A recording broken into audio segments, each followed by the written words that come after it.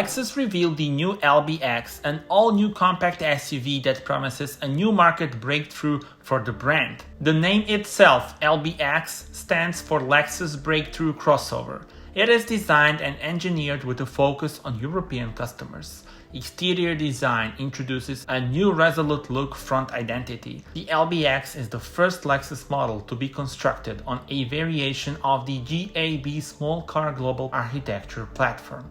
It has been fundamentally adjusted to meet Lexus requirements.